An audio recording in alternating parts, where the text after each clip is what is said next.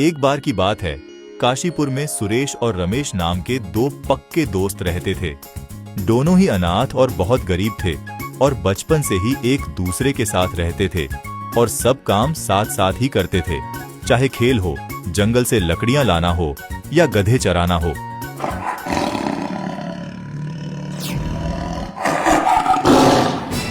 जल्दी से पेड़ पर चढ़ जाओ, लगता है शेर आ रहा है। सुरेश बहुत समझदार और संतोषी था, पर रमेश थोड़ा लालची था, जिसके कारण कई बार वो मुसीबत में फंस जाता था। पर सुरेश हमेशा रमेश को अपनी सूझबूझ से बचा लेता था। इसी तरह एक दिन दोनों जंगल में लकड़ी काटने गए थे। तभी अचानक उन्होंने घोड़ों की आवाज सुनी और जब उन्होंने उधर देखा तो देखा कि दो डाकू अपने घोड़े पर आ रहे हैं। ये देख दोनों डर गए। रमेश जल्दी से छुप जाओ, डाकू आ रहे हैं। डाकुओं को देखकर दोनों एक पेड़ के पीछे छुप गए और उन्हें देखने लगे। उन्होंने देखा कि दोनों डाकू एक झाड़ी के सामने आकर रुक गए और वहां रखे एक पत्थर को हटाया। पत्थर के हटते ही झाड़ियां हट गईं, जिसके पीछे एक गुफा थी। डाकुओं ने गुफा के बगल से एक पत्थर घुमाए और ऐसा करते ही गुफा खुल गई। सुरेश और रमेश ये देख हैरान हो गए। कुछ देर बाद दोनों डाकू गुफा से बाहर आए और गुफा को पहले की तरह झाड़ियों से छुपाकर चले गए। उनके जाने के बाद सुरेश और रमेश बाहर आए। जरूर इस गुफा में डाकुओं का लूटा हुआ खजाना होगा, चलो जाकर देखते हैं। नहीं नहीं, अगर डाकुओं को पता चल गया तो वो हमें छोड़ेंगे नहीं। कुछ नहीं होगा, मुझ पर भरोसा रखो, चलो मेरे साथ। सुरेश के मना करने पर भी रमेश उसको अपने साथ गुफा में ले गया और जैसे ही दोनों गुफा में घुसे, उन्होंने देखा कि गुफा के अंदर ढेर सारे हीरे जवाहरात, सोने के सिक्के और गहने रखे थे। दोनों ये देखकर हैरान हो गए। देखा, मैंने कहा था ना, अगर ये खजाना हमें मिल जाए तो हमारी गरीबी तुरंत दूर हो जाएगी। पर अगर डाकुओं को पता चल गया तो? कैसे पता चलेगा? यहाँ दूर दूर तक कोई नहीं है। जब तक डाकू वापस आएंगे हम यहाँ से खजाना लेकर जा चुके होंगे। नहीं, अगर हम सारा खजाना एक ही साथ ले जाएंगे तो वो कहीं से भी हमें खोज ही निकालेंगे। आखिर वो डाकू हैं। पर मेरे पास एक योजना है जिससे हमारी गरीबी भी दूर हो जाएगी और उन्हें पता भी नहीं चलेगा। हम रोज एक एक सोने का सिक्का यहाँ से ले जाएंगे। इससे उन्हें कभी पता नहीं चलेगा कि हमने यहाँ से कुछ चुराया है। पर उससे तो हमें अमीर बनने में काफी दिन लग जाएंगे। हाँ, पर कम से कम पकड़े तो नहीं जाएंगे। लालच बुरी बला होती है रमेश, ज्यादा लालच मत करो। सुरेश ने किसी तरह रमेश को समझाया और उस दिन के बाद वो रोज छुपकर गुफा के बाहर इंतजार करते और जैसे ही डाकू अपनी गुफा से बाहर जाते, दोनों अंदर जाकर एक एक सोने का सिक्का ले आते। कुछ दिनों तक यूं ही चलता रहा, लेकिन रमेश के मन में लालच आ गया। वो किसी भी तरह गुफा का सारा खजाना लेना चाहता था। इसलिए एक दिन उसने एक योजना बनाई और अगले दिन अपने गधे को लेकर गुफा से सिक्का लेने आया। रमेश, अपने गधे को साथ क्यों लाए हो? कहीं कुछ गड़बड़ हो गई तो? वो मेरे पैर में दर्द है, अगर चल नहीं पाऊंगा तो इस पर बैठ जाऊंगा, इसलिए ले आया। क्या? फिर तो ऐसी हालत में गुफा में जाना खतरे से खाली नहीं होगा। तुम्हारा पैर ठीक होने के बाद आएंगे। चलो वापस चलते हैं। नहीं, मेरा गधा किस दिन काम आएगा? ठीक है, चलो इंतजार करते हैं। दोनों दोस्त गुफा के बाहर छुपकर इंतजार करने लगे। थोड़ी देर बाद डाकू अपने घोड़ों पे बड़ी बड़ी बोरियों में लूट का सामान लेकर आए और गुफा के अंदर चले गए।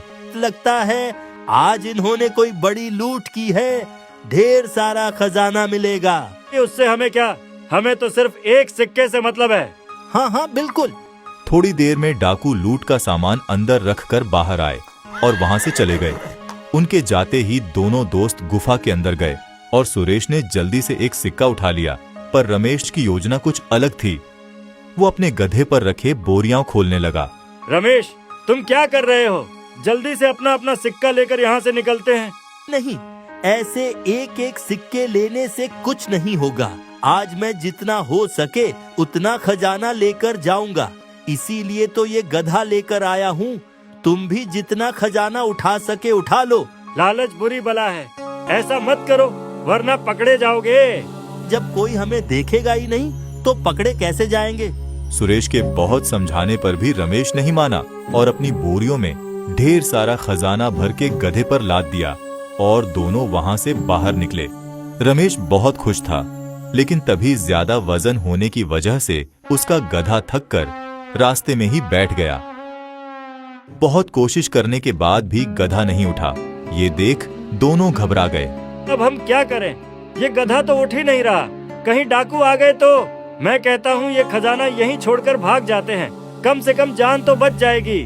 मैं खजाना नहीं छोड़ूंगा। तू बहुत जिद्दी है। ठीक है, तुम यहीं रुको, मैं जल्दी से अपना गधा लेकर आता हूँ। सुरेश रमेश को वहीं छोड़कर अपना गधा लाने चला गया। तभी पीछे से डाकू अपनी गुफा में आ गए और खजाने की चोरी देख गुस्से से आग बबूला हो गए। तभी उनकी नजर गधे के पैरों के निशान में पड़े। जरूर चोर उधर ही गया होगा, उसका पीछा करते हैं। डाकू पैरों के निशान का पीछा करते हुए रमेश तक पहुंच गए और उसके पास खजाना देखकर उसे बंदी बना दिया। तुम्हारी इतनी हिम्मत कि तुम हमारा खजाना चुराओ? मुझे माफ कर दो, गलती हो गई।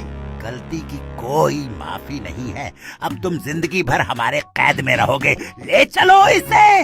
डाकू रमेश को अपने साथ ले गए और गुफा के अंदर बांध दिया। उसे वहां छोड़कर वो गुफा बंद करके वहां से चले गए। रमेश मदद के लिए चिल्लाता रहा, पर उसकी आवाज सुनने के लिए वहां कोई नहीं था। उसे सुरेश की बात ना मानने का पछतावा हो रहा था।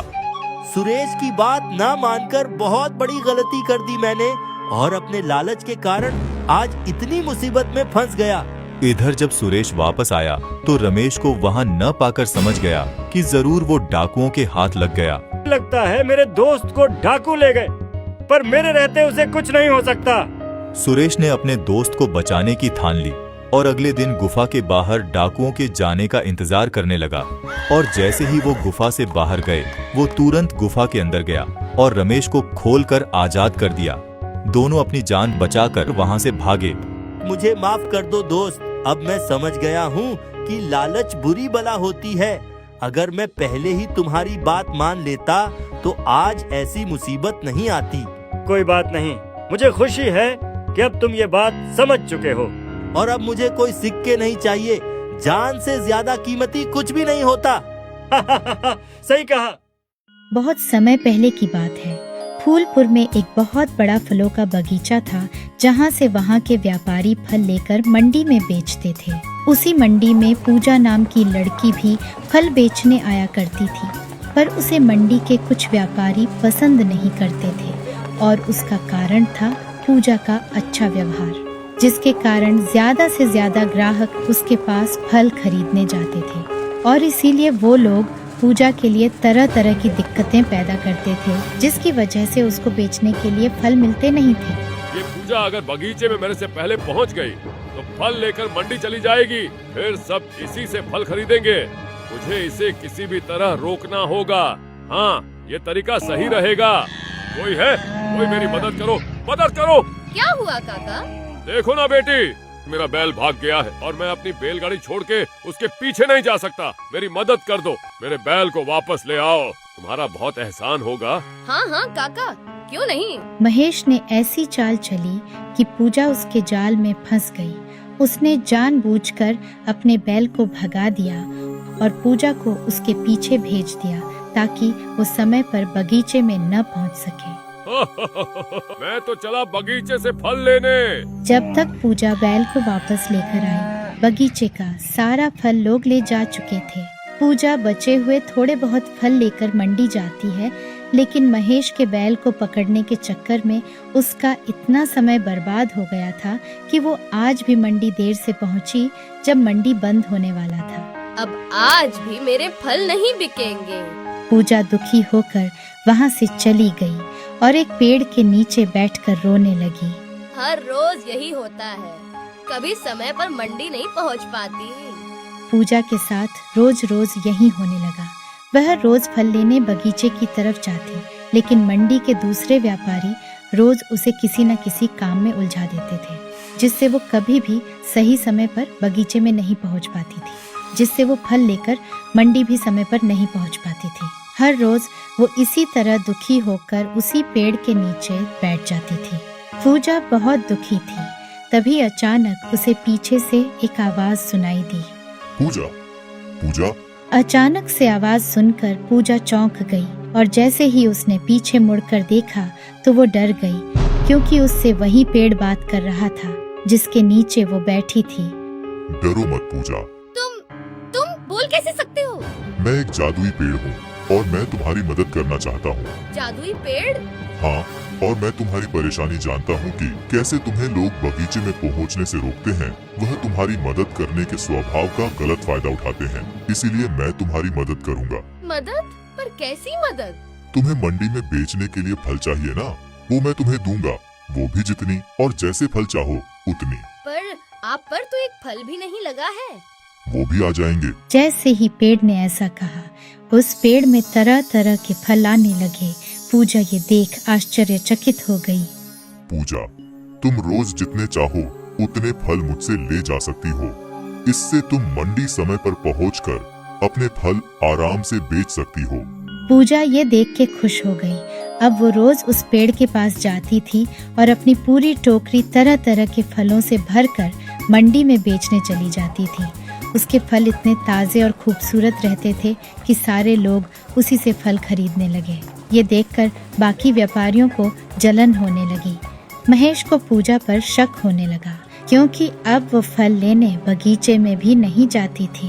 इतने सारे ताजे फल पूजा को रोज कहाँ से मिलते हैं? अब ये बगीचे में भी नहीं जाती।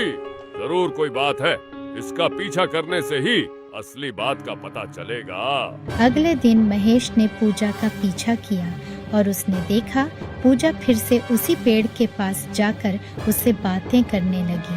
पेड़ भाई, मैं फल लेने आ गई, कृपया मुझे ढेर सारे फल दे दो।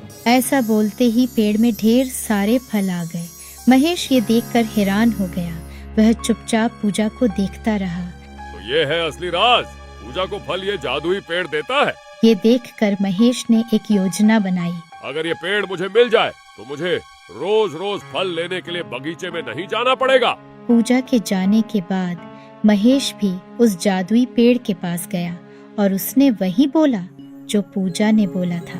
पेड़ भाई, मैं फल लेने आ गई, कृपया मुझे ढेर सारे फल दे दो।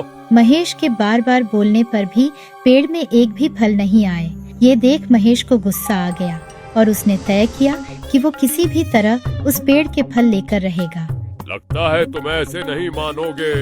कल सुबह तुम्हें काट कर अपने घर ले जाऊंगा, फिर देखता हूँ तुम मुझे फल कैसे नहीं देते। महेश ने पेड़ काटने की बहुत कोशिश की, लेकिन उसे काट नहीं पाया। तब पूजा वहाँ आती है और महेश को पेड़ काटते देखती है और डर के उसके पास जाती है। ये क्या कर रहे हो काका? इस पेड़ को मत काटो। पूजा, मुझे सच्चाई का पता चल चुका है। ये एक जादुई पेड़ है, यही तुम्हें इतने अच्छे अच्छे फल देता है ना। लेकिन अब मैं इसे काट कर अपने घर ले जाऊंगा। चलो हटो यहाँ से, लगता है ये ऐसे नहीं कटेगा। अभी गांव जाकर बड़ा हथियार लेकर आता हूँ। महेश बड़ा हथियार लेने गांव की ओर जाता है। ये देख पूजा पेड़ के पास जाकर विनती करती है। पेड़ भाई, अब आपकी सच्चाई लोगों को पता चल चुकी है। अब आप यहाँ सुरक्षित नहीं हैं। आप यहाँ से चले जाइए। पूजा के ऐसा कहते ही पेड़ के चारों ओर एक रोशनी फैलने लगी और देखते ही देखते उस पेड़ ने एक इंसान का रूप ले लिया। ये देख पूजा के आश्चर्य का ठिकाना नहीं रहा। धन्यवाद पूजा, मैं परिलोक का एक राजकुमार हूँ। बहुत साल पहले मैंने गलती से एक ऋषि की तपस्या भंग कर दी थी और उन्होंने मुझे पेड़ बनने का श्राप दिया था और कहा था कि जब तक कोई मुझे खुद अपने मन से यहाँ से वापस जाने को नहीं कहता, तब तक मैं पेड़ ही बना रहूंगा। आज तुमने मुझे यहाँ से जाने को बोलकर मुझे श्राप मुक्त कर दिया। चलो अच्छा है, आप अब हमेशा के लिए श्राप मुक्त हो गए। हाँ, तुम बहुत ही अच्छी लड़की हो। ये लो, इस फल के बीज अपने घर में लगा देना, फिर तुम्हें कभी फलों की कमी नहीं होगी। फल पूजा को देकर राजकुमार वहाँ से गायब हो गया। पूजा ने उस फल का बीज अपने घर में लगा दिया और देखते ही देखते उस बीज ने एक पेड़ का रूप ले लिया और उसमें तरह तरह के फल लग गए। अरे वाह, ये तो एक जादुई पेड़ है। उस दिन के बाद पूजा को कभी भी फलों की कमी नहीं हुई। वह जो भी फल चाहती थी, जादुई पेड़ उसे दे देता। एक बार की बात है, एक गांव में राजू नाम का एक चरवाहा अपने माता पिता के साथ रहता है। वैसे तो वो बहुत अच्छा लड़का था, पर उसे एक ही बुरी आदत थी, झूठ बोलने की। झूठ बोलने के साथ साथ वो बहुत लापरवाह था। उसका किसी भी काम में मन नहीं लगता था। एक दिन राजू स्कूल से आने के बाद आराम कर रहा था। तभी उसके पिता ने वहाँ आकर उससे पूछा, राजू, तुमने स्कूल की पढ़ाई कर ली? हाँ पिताजी, कर ली। ठीक है, मैं भेड़ों को चराने जा रहा हूँ। ठीक है पिताजी। राजू ने अपने पिता से झूठ बोला क्योंकि उसने कोई पढ़ाई नहीं की थी। वाह, आखिर मेरा झूठ मेरे काम आ ही गया। राजू ऐसे ही सबसे झूठ बोलता रहता था। फिर एक दिन राजू के पिता बीमार पड़ गए, जिसके कारण वो अपने भेड़ों को चराने नहीं जा पाए और उन्होंने राजू को बुलाकर भेड़ों को चराने का काम दिया। बेटे राजू, मेरी तबीयत ठीक नहीं लग रही, इसलिए मैं चाहता हूँ कि कुछ दिनों तक तुम भेड़ों को चराने ले जाओ। हाँ हाँ पिताजी, क्यों नहीं। और हाँ, भेड़ों का ध्यान रखना, एक भी भेड़ खोनी नहीं चाहिए। कहीं खेल कूद करने के चक्कर में मत लग जाना। मेरे साथ सारे भेड़ बिल्कुल सुरक्षित रहेंगे। भेड़ों की सुरक्षा का भरोसा दिलाकर राजू उन्हें चराने पास के जंगल में ले गया। उसने जंगल जाकर भेड़ों को चरने के लिए छोड़ दिया और खुद एक पेड़ के नीचे बैठ उन्हें देखने लगा। लेकिन थोड़ी ही देर में उसका मन ऊब गया। राजू को कुछ समझ में नहीं आ रहा था कि क्या करे। तभी उसकी नजर पास के खेत में काम करते कुछ लोगों पर पड़ी। उसने उन्हें देख उनसे मस्ती करने की सोची ताकि उसका मनोरंजन हो पाए। तभी उसके दिमाग में एक योजना आई और उसने जोर से चिल्लाना शुरू किया, भागो भागो, भेड़िया आया, कोई मुझे बचाओ, भेड़िया आ गया। राजू की आवाज सुन खेत में काम करने वाले लोग घबरा गए और सब काम छोड़कर राजू को बचाने के लिए उसकी तरफ डंडे, फावड़ा और जो भी उन्हें मिल सका लेकर भागे। पर जब वो राजू के पास पहुँचे तो उन्होंने देखा कि वहाँ कोई भेड़िया नहीं है और राजू उन पर हंस रहा है। राजू, कहाँ है भेड़िया और तुम हंस क्यों रहे हो? अरे कोई भेड़िया नहीं है, मैं तो मजाक कर रहा था। राजू, ये भी कोई मजाक करने की बात है? हमें लगा तुम मुसीबत में हो, इसलिए हम सब काम छोड़कर तुम्हें बचाने आए और तुम झूठ बोल रहे थे। ये आदत ठीक नहीं है। हाँ हाँ, ठीक है, समझ गया। अब आगे से नहीं करूँगा। गांव वाले वहाँ से चले गए। अगले दिन फिर राजू अपने भेड़ों को लेकर जंगल में गया और उसने फिर से अपने मनोरंजन के लिए वही योजना अपनाई। ओ भागो भागो, भेड़िया आया, कोई मुझे बचाओ, भेड़िया आ गया। राजू की चीख सुनकर फिर से गांव वाले अपना अपना काम छोड़कर राजू को बचाने आए। पर पिछली बार की तरह इस बार भी राजू झूठ बोल रहा था। वहाँ कोई भेड़िया नहीं था। राजू, ये बिल्कुल अच्छी बात नहीं है। तुम रोज रोज झूठ बोलकर हमारा काम खराब करते हो। इस तरह तो तुम्हारी बात पर कोई भरोसा नहीं करेगा। आप लोगों में इतनी समझ भी नहीं कि इस जंगल में कोई भेड़िया नहीं रहता। आप लोग बेवकूफ हो जो दौड़ते हुए आ जाते हो। पर एक बात कहूँ, आप लोगों की बेवकूफी देखकर मुझे तो बड़ा मजा आया। चलो चलो, इसे तो समझाना ही बेकार है। अगले दिन राजू फिर से अपने भेड़ लेकर उसी जंगल में उन्हें चराने गया और उसने फिर से गांव वालों के साथ मस्ती करने की सोची। राजू अपनी योजना के अनुसार चिल्लाने ही जा रहा था, तभी उसने सामने झाड़ियों में कुछ हलचल देखी। वो रुक गया और ध्यान से उधर देखने लगा। तभी झाड़ियों को चीरता हुआ सच में एक भेड़िया वहाँ आ गया और राजू के सामने खड़ा हो गया। राजू ये देखकर डर गया। बचाओ बचाओ, भेड़िया आया, जल्दी कोई बचाओ, ये भेड़िया ये मुझे खा जाएगा। राजू अपने प्राण बचाने के लिए पेड़ पर चढ़ के चिल्लाने लगा। अरे सुनो, वो राजू फिर से भेड़िया आया चिल्ला रहा है।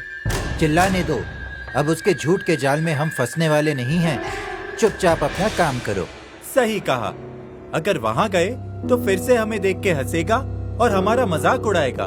उधर राजू मदद के लिए चिल्लाता रहा, पुकारता रहा, लेकिन गांव वालों ने उसकी बात को फिर से मजाक समझकर जाना जरूरी नहीं समझा। इधर भेड़िया राजू के भेड़ों की तरफ बढ़ता जा रहा था। राजू असहाय होकर भेड़िए के ऊपर चिल्लाने लगा, कोई तो बचाओ, ये भेड़िया मेरे भेड़ों को खा जाएगा। राजू के चीखने चिल्लाने का कोई असर ना भेड़िए पर पड़ा ना गांव वालों पर, और देखते ही देखते भूखे भेड़िए ने राजू के भेड़ों पर हमला कर दिया और उन्हें एक एक करके खा गया। राजू ये सब पेड़ के ऊपर से देखता रहा, पर अपने भेड़ों को बचाने के लिए कुछ नहीं कर पाया। राजू को उसकी झूठ बोलने की आदत भारी पड़ गई, जिसे उससे अपने भेड़ों के प्राणों से चुकाना पड़ा। भेड़िया राजू के भेड़ों को अपना भोजन बनाकर वहाँ से जाने लगा। तभी एक गांव वाले की नजर उस पर पड़ी। अरे वो देखो, ये तो सच का भेड़िया आ गया। कहीं राजू सच में तो मुसीबत में नहीं? चलो। गांव वाले राजू को बचाने के लिए भागे, लेकिन तब तक बहुत देर हो चुकी थी। भेड़िए ने राजू के सारे भेड़ खा लिए थे और राजू डरा सहमा पेड़ के ऊपर बैठा था।